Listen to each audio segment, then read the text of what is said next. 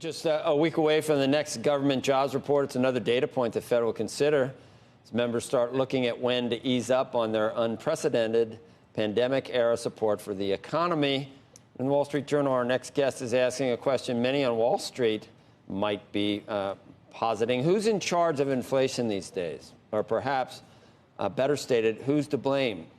Joining us now, former Federal Reserve Board nominee Judy Shelton. She's the author of Money Meltdown, Restoring Order to the Global Currency System. And her latest in the Wall Street Journal is, who are you going to believe on monetary policy? Thanks for joining us. And I was going to start, Judy, with a few good men, one good man. And then I said, a few good persons is what I need to say now. A few good persons or one good person. Who are we going to look to save us from the possibility of overcooking and bringing back some inflation that is probably worse than anything else for financial assets?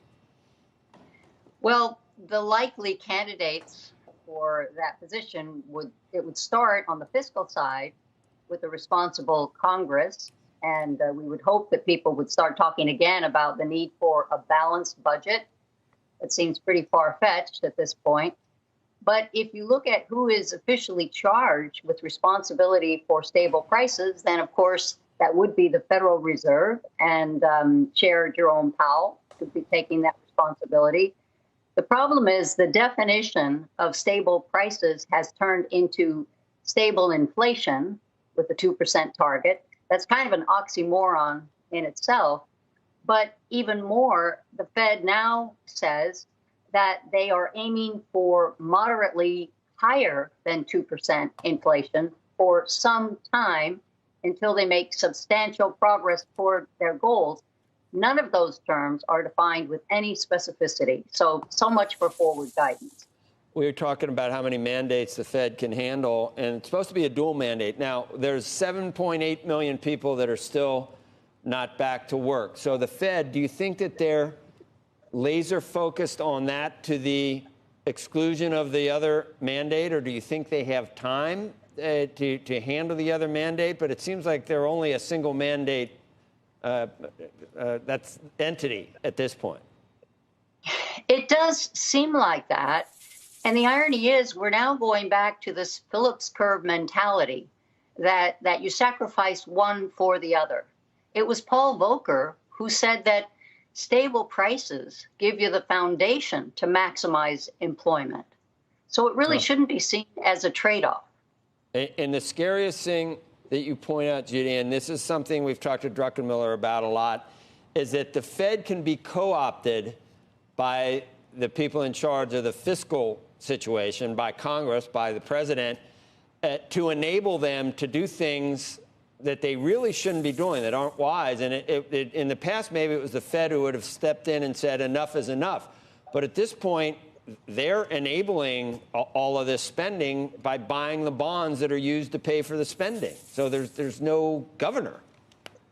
Well, that's right. And that makes for a very unhealthy relationship because it allows Congress to indulge in the deficit spending. The Fed steps up and buys those government-backed securities, mostly Treasury debt, but also the mortgage-backed securities. So at $120 billion a month, they're really financing that reckless spending by the government, and in that sense, enabling it. And what's damaging, in my view, is that the Fed then buys it by creating liquidity for the banks in the form of crediting the depository accounts, their reserves. The reserves are up to $3.8 trillion. They're sitting at the Fed, and the Fed has kind of ring-fenced that money to keep it from entering the economy. So in a way, that's how they intend to prevent inflation. But just think of that. You're training the banks to engage with the Fed and to buy and sell government securities instead of doing what you would hope banks would do in the process of financial intermediation and making loans that increase the productive capabilities of the economy. So I think it's the mechanism that we should be concerned about. The Fed didn't get much fanfare, but at that last FOMC press conference, they announced, said it was strictly technical, that there was going to be a slight increase in the rate they pay banks not to lend effectively, the administered rate. I wouldn't call that tightening, but I would call it subtle coercion, and it further incentivizes banks to keep the money stockpiled at the Fed instead of using it to do something productive with the private sector. Shepard Smith here. Thanks for watching CNBC on YouTube.